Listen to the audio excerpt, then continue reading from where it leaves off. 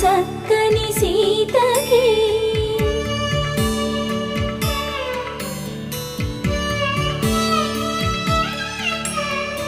ఎర్ర జాబిలి చేయి రాముడేడని అడుగుతుంటే చూడలేదని పెదవి చెప్పే చెప్పలేమని కనులు చెప్పే నల్ల పూసై